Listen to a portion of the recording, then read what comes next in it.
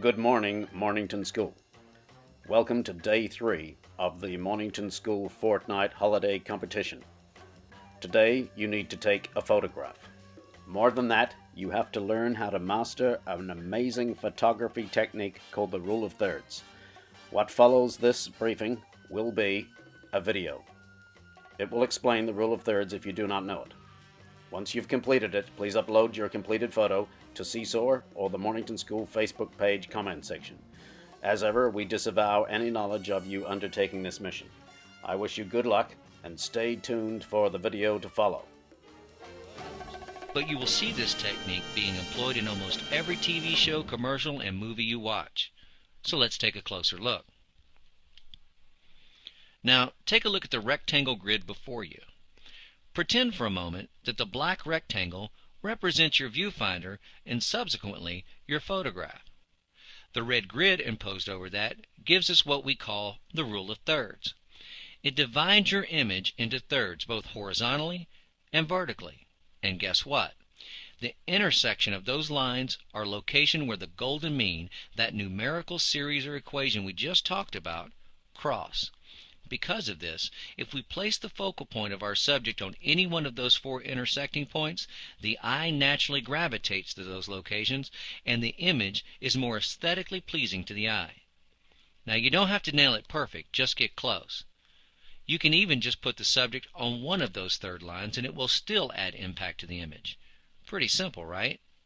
Well, now let's put it into action. Now let's apply this thinking to a photograph. Take a look at this photo. I applied that principle to this portrait of the little girl. Now, since we tend to look into the eyes of our subject, if that subject is a person, I made sure that one of those eyes was sitting on an intersecting point. Do you see it? Well, let's superimpose the grid over the top. See what I'm talking about? Because I used the rule of thirds when composing this shot, the fact that I cut the top of the subject's head off doesn't seem to matter. Because the rule was followed, the image just works.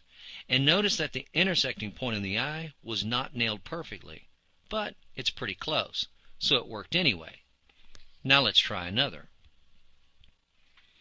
Now, this is a landscape photograph. For landscape photography, always try to have the horizon sit either along the top third line or the bottom third line. As you can see in this photo, the horizon sits along the top third. But also notice that the shoreline at the bottom of the photo loosely follows the bottom third line as well. In addition, the grass silhouetted on the left side loosely follows the left-hand vertical third line. And finally, the sun peeking over the horizon sits roughly in the top third's intersection. See how this is beginning to work? Now, like I said, you don't have to nail it perfect every time, but if you get close, I believe you'll see big improvement on your photos. Now, we'll see more of this as we go on, but for now, I think you get the point. I cannot emphasize how important it is for you to use this technique as often as possible. As I've said before, this principle dates back to Leonardo da Vinci. The Fibonacci mathematical series that came up with this rule is found all over the natural world. It's an almost magical number.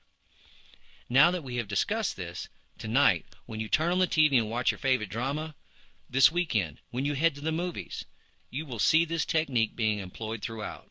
They employ it for a reason. They employ it because it works. Try it and see for yourself if your images don't improve overnight. This tape will self-destruct in 5 seconds.